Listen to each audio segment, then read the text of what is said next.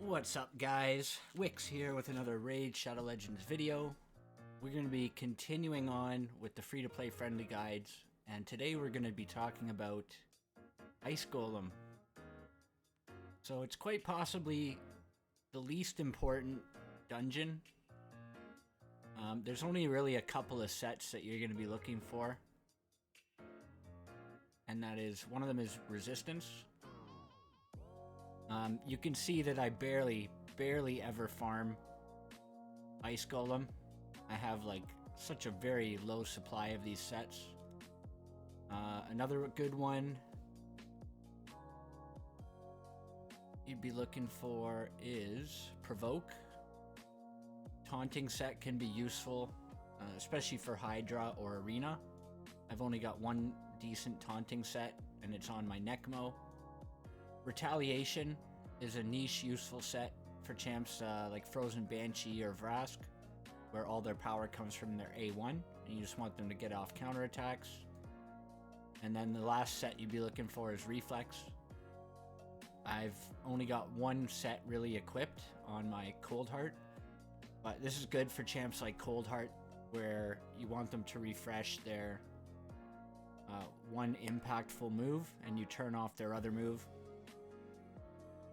Yeah, you can use it on Cold Heart or like Geomancer, or basically for Hydra champs. So you're not going to be putting a lot of time or energy into Ice Golem, especially until you're like getting to the end game.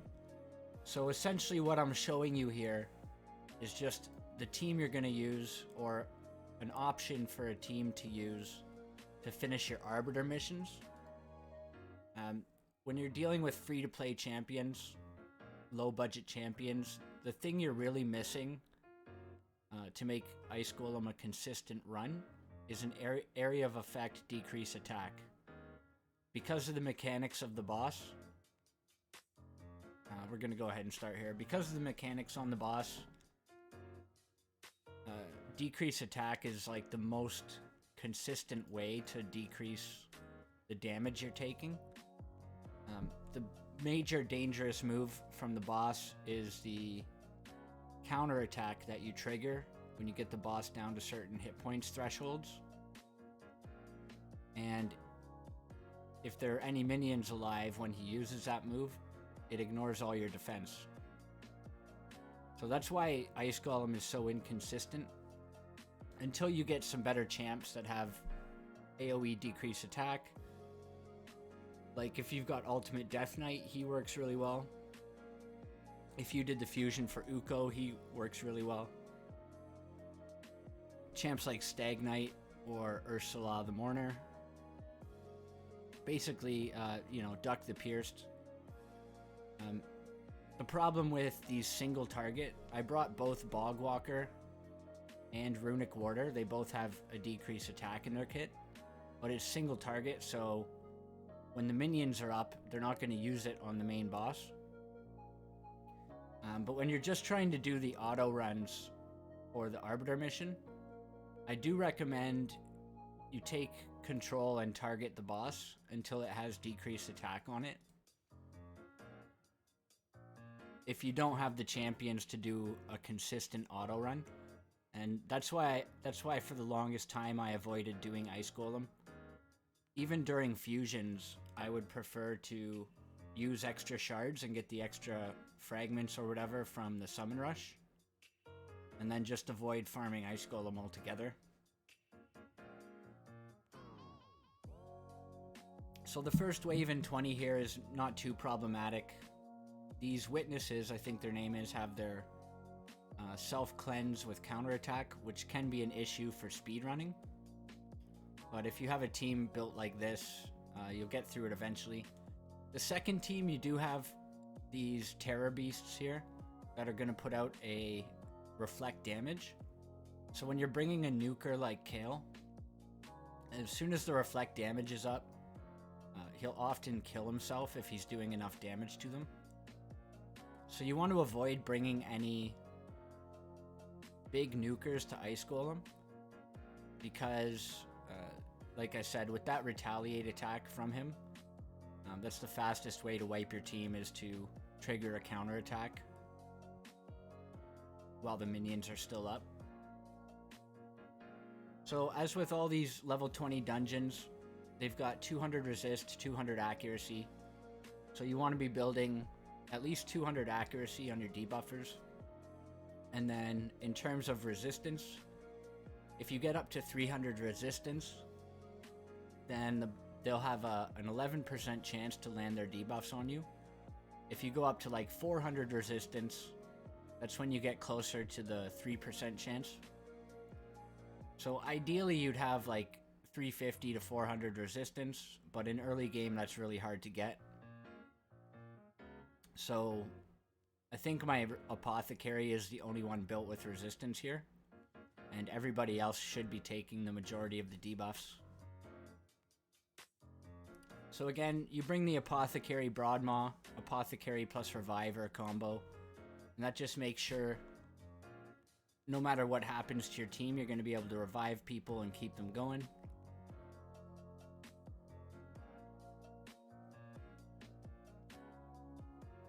You can see that decrease attack on Bogwalker's A1. So if you have an A1 attack down champion, you can put them in revenge accessories, and then you'll have a chance to counterattack on the boss. So I'm going to target the main boss here until I get decrease attack up, and then you take the target off. I have Kale his AI set so he doesn't use his Acid Rain, his big AoE smack. That way I have less of a chance to trigger the counterattack. Counterattack triggers at 80, 60, 45, 30, and 15%. But if you're doing damage with poisons, and the poison ticks and takes them below the threshold, you won't trigger this counterattack, which is really the only way you can die with this kind of team. So decrease attack is about to wear off.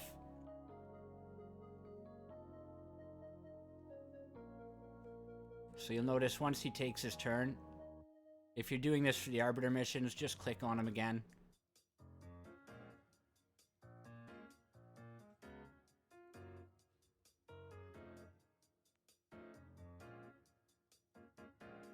Decrease attack, and then you click off them, and that won't interrupt your auto run for the mission requirement. I do have my apothecary built in a toxic set. That's where most of these little poisons are coming from, and that way if everybody else dies, apothecary can still probably solo the rest of the boss, albeit very slowly.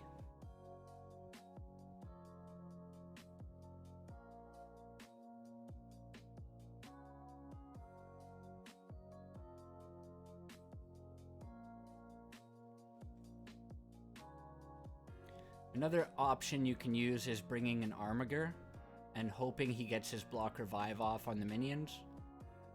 But again, it's just another layer of RNG, which doesn't always happen.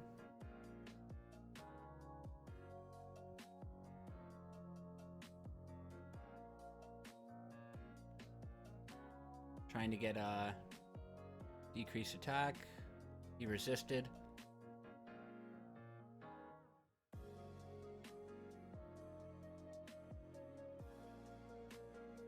I'm going to click off of him right now because he's about to hit his 40% threshold. There's only one minion up, so I know my apothecary at least can survive. Hopefully the Broadmaw survives as well, but we'll see.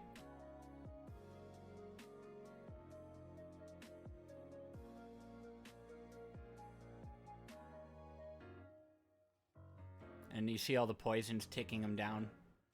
Makes it less likely for him to trigger the counterattack.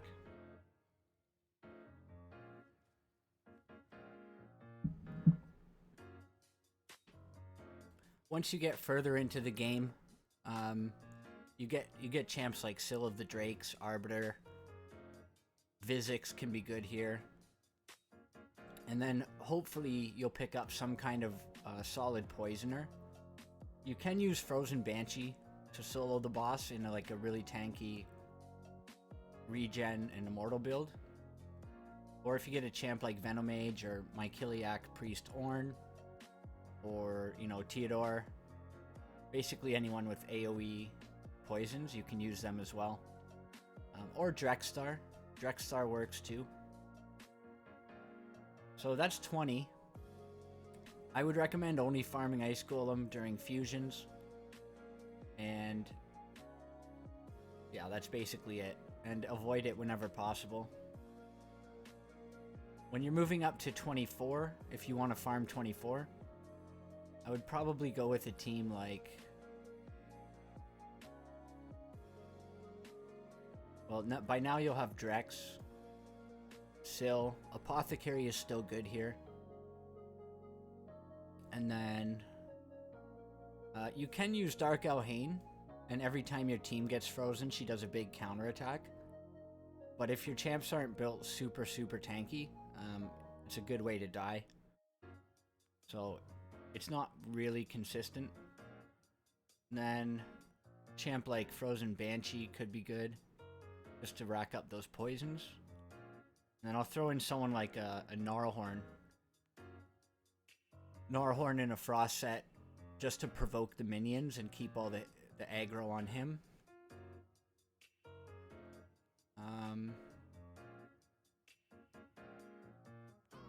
Actually, no, because I want them to hit Drexstar. So, why don't I just throw in an Armiger? We'll see how this works.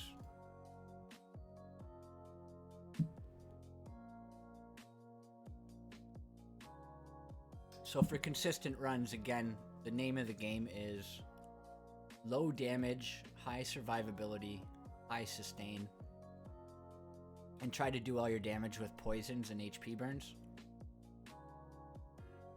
So again, they're just going to slowly make their way through the wave. I'll pause and come back when we get to the boss. Alright, so as you can see, it took us forever to get through the waves because we don't have any wave clear champs. But now that we're at the boss, you'll start to see why having a toxic set is good. Apothecary just puts those spread poisons out. And bringing an Armiger, we're hoping that we can land a block revive on the minions. If we can do that, then it just makes the entire fight way easier. Scyl is great for this because of the stuns and her passive heal. She's also got the revive, which can pick people up. Apothecary, obviously, for increased speed, turn meter boost, and heals. Drexstar is putting out HP burn damage on everybody. And once the minions are down, Frozen Banshee is able to put a ton of poisons onto the main boss, and hopefully we'll be able to skip some of his counterattacks because of that. I didn't bring any decrease attack though, which I forgot, so that might really hurt. I have a feeling this run's gonna fail, but we'll see.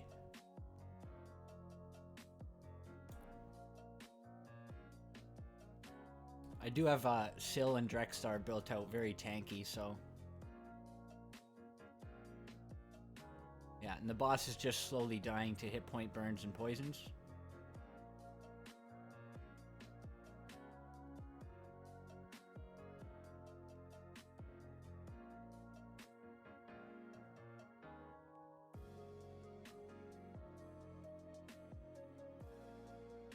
So some other good skills to bring, obviously decrease attack, but anybody that has like shields, decrease accuracy can help you build everybody much lower stats, lower resistance.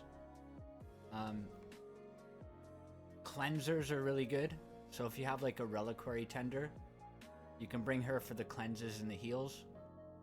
Any type of support, ally protection, block damage, all that stuff's really good. My Armiger is built really squishy, so can't even survive a single hit, unfortunately.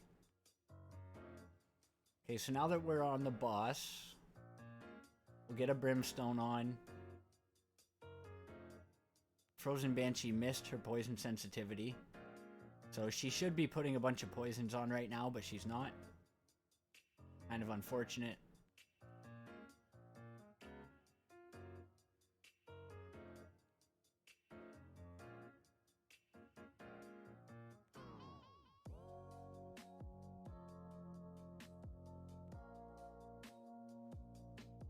Scyl just healing everybody to full. Getting a ton of moves off with her Relentless. There's the poison sensitivity. Might be a little bit late though. And then she starts to stack up a bunch of poisons.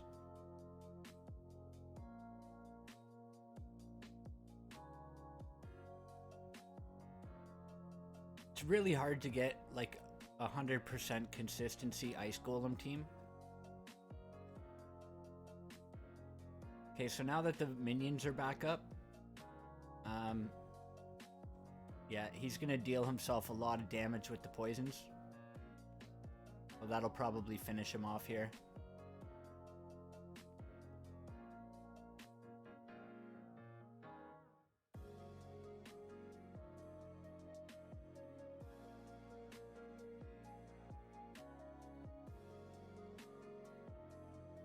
So that was full auto. I didn't click on anything. It's very, very slow. But if you have RSL Helper or auto battles and you want to set this up overnight during a fusion, it's not too bad.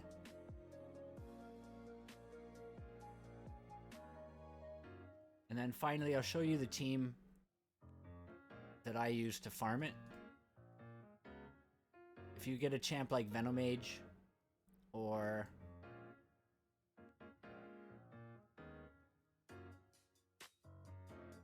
where is he? I guess Akoth could be good as well with his HP burns, fears and stuff.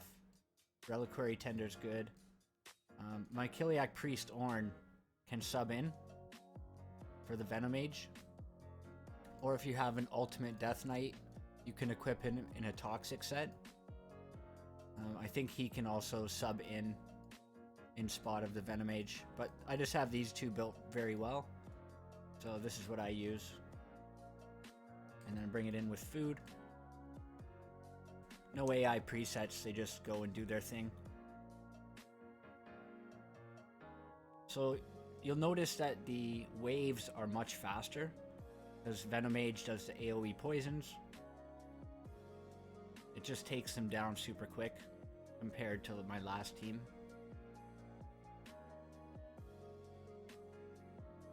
Once the when the allies die, they'll get a little bit of extra speed from masteries.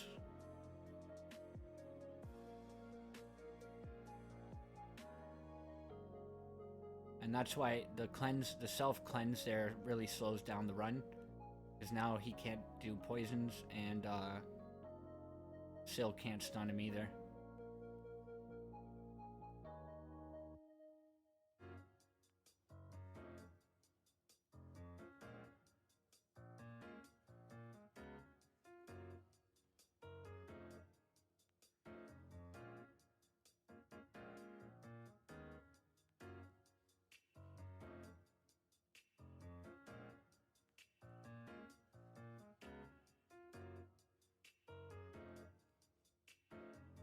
The nice thing about Venomage is he does have decrease attack in his kit.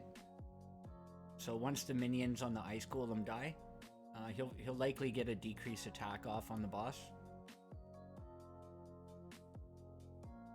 He's also got the passive where enemies deal 15% less damage if they have healing reduction on them. So he's a really good option. This is the exact same team I used to duo Dragon 24.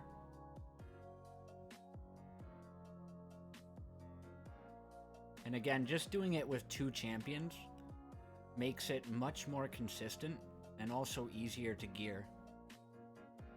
You'll often see, like, Venomage can solo this if you have enough gear, but I think it's you're gonna die a lot more. And if your gear isn't that good, like you're still mid-game, it's just much safer for me to do it with Scyl. You don't lose out on that much experience by bringing 1 less food.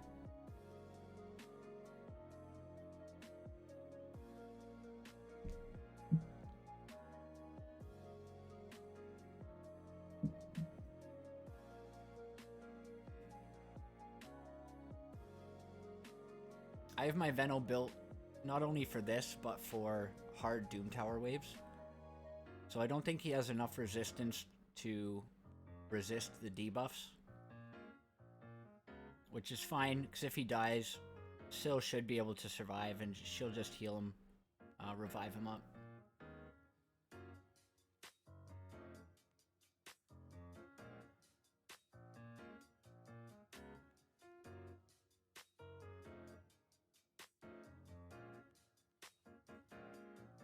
Being strong affinity, you can get weak hit, which is nice. Syl's gonna get the stuns out, which means I don't have to worry about the healing reduction or the decreased defense being reapplied. And Venomage is just gonna keep stacking AoE poisons, and the boss is going to slowly kill himself without triggering the counterattacks.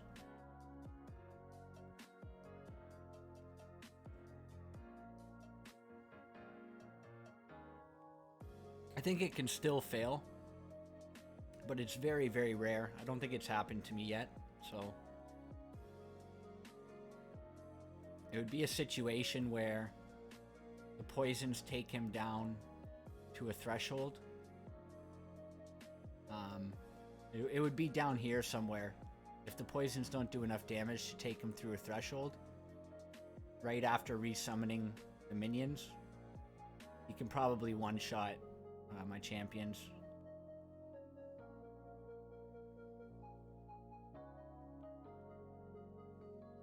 There's the decreased attack, which helps out a lot.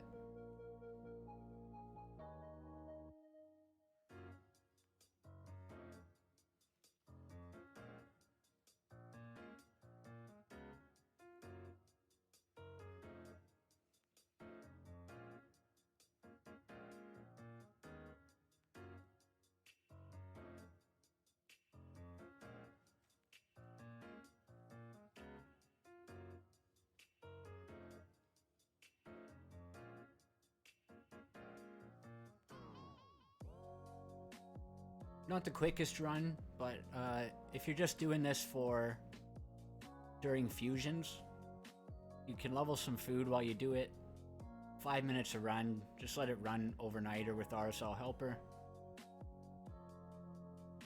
Like I said, there's not that much great gear that you need from Ice Golem, but running 24 is still ideal. It's the best level to run if you can. Just gives you the most good gear. So we'll take a look at some of these builds, just so you can get an idea of what I've got. We'll start with the solo build. We got the Scyl in high resistance, enough accuracy to land on hard Doom Tower waves when she's got an accuracy aura, and then the rest into speed, hit points, and defense. You can ignore crit rate and crit damage. You don't need Scyl for damage. Fully booked, she is one of the best champs in the game. Prioritize a Brimstone Blessing when you can get one for Scyl. Makes a big difference. And then I went for Fearsome Presence for wave control, but you could go over to Unshakable if you're having trouble hitting the resistance requirements. And then Blast Proof to reduce AoE damage. It's good in pretty much all PvE. Delay Death for less damage. If you do happen to get debuffed, like a 3%, she does have a chance to remove it if she gets smacked. And then Cycle of Revenge, just giving her more turn meter when allies are hit with crits. Evil Eye, Arcane Celerity, giving her more turn meter. Generic Accuracy, and then Cycle of Magic, only to get down to Spirit Haste. And Lasting Gifts is pretty good, but there wasn't really much else I wanted to put on her. You could put Selfless Defender if you wanted to, like use her in Arena or something maybe. I prefer this. You could also go for Lore of Steel if you're not going to put her in a Relentless set. But generally, if you can, I'd say Relentless is the best, followed by Stun set, and then other than that, just like Perception and Resistance. This is my Venomage build. Lacking in defense, but I got a lot of hit points, a lot of speed. sacrificed resistance to go for more accuracy because I needed it for Scarab. But ideally I would switch these two numbers around if I could. If I wasn't using him in hard Doom Tower. Fully booked.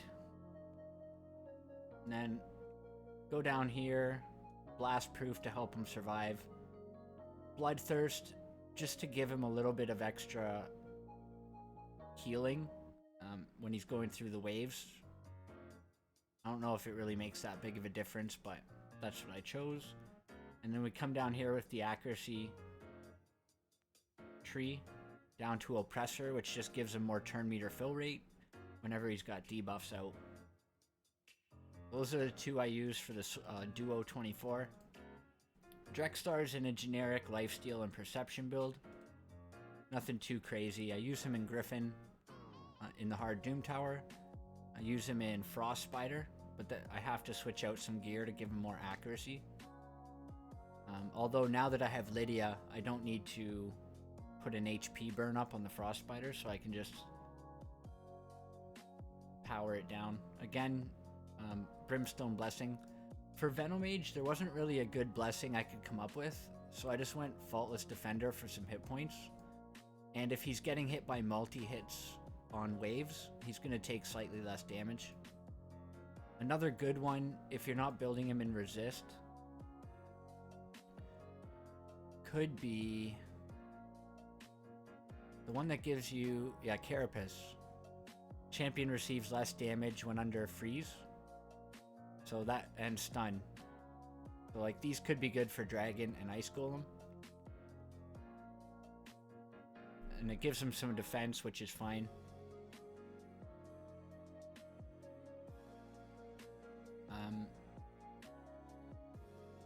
Yeah, you want to go, maybe Commanding Presence could be good.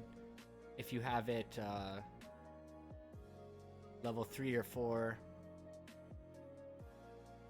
If you've got a good aura, you could use this. I don't know. There's not a lot of good epic or rare defensive auras or defensive awakenings. This is my clan boss build for Frozen Banshee. I won't spend too much time on this because it's just a clan boss build. She's not that great for dungeons unless you build her more defensive, I think. So like if you were going to go defensive, I might go for Unshakable and build her high resistance and regen and immortal. She only has War Master for clan boss. Apothecary in a toxic set. Tons of resistance. Doesn't need accuracy. I have crit rate on my substats as much as possible because he can crit his heal. It's really nice when he crits. It's almost like a full hit points heal. Full booked. Unshakable. And then support healing masteries. Down to lasting gifts to extend his increased speed. And Lore of Steel. This Armiger didn't really do anything. But I used him for Scarab once upon a time. So this was his Scarab build. Yeah, not much to say. War Master for more damage.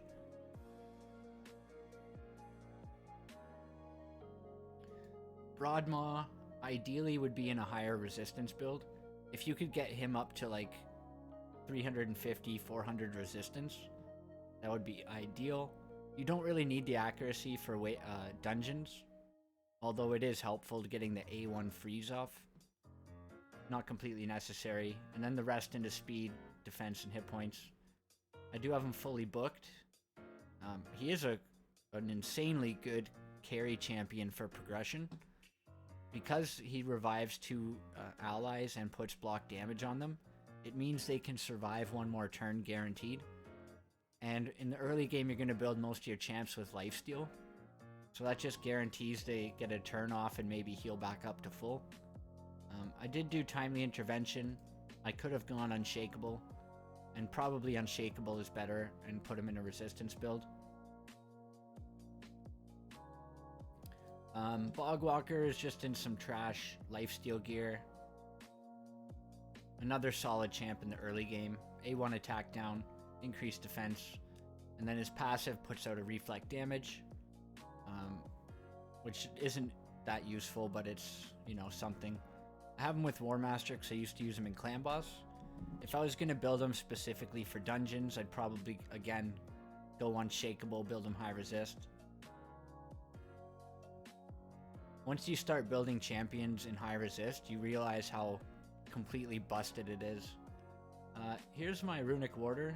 He needed more accuracy. He's just in a shield set for Faction Wars.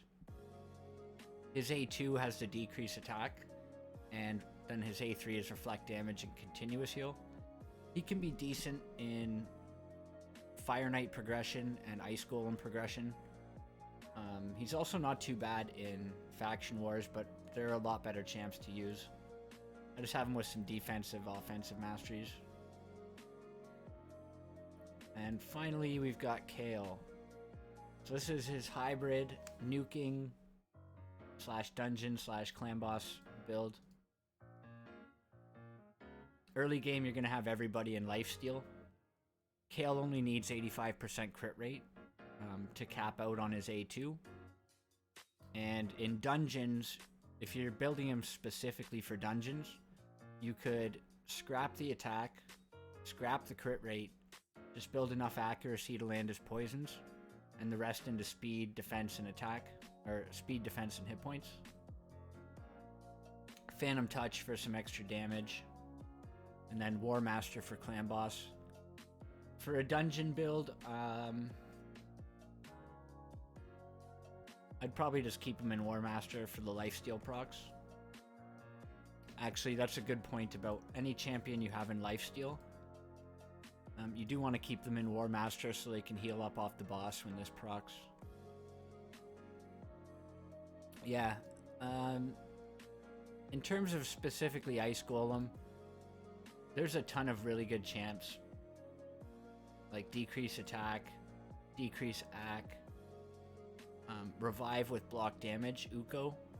He'd be amazing. Gnarhorn can be used. He's got the AoE 100% chance to provoke. And then he can put Unkillable on himself. Put him in a frostbite set with Fearsome Presence. And he'll help you tank through. Champions like, obviously, Apothecary, as I showed above.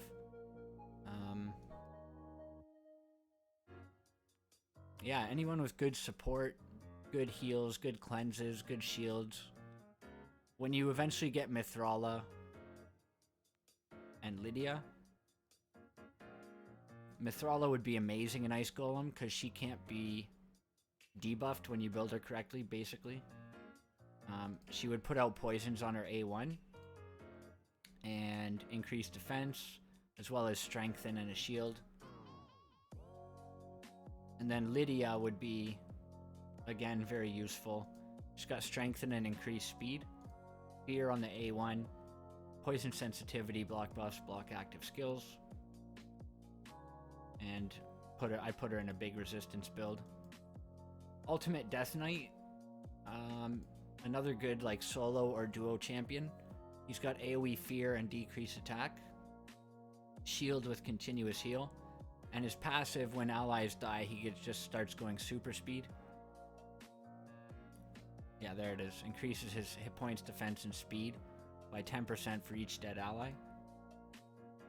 So if you put him in a toxic set with high resist, I think he can solo Ice Golem 25.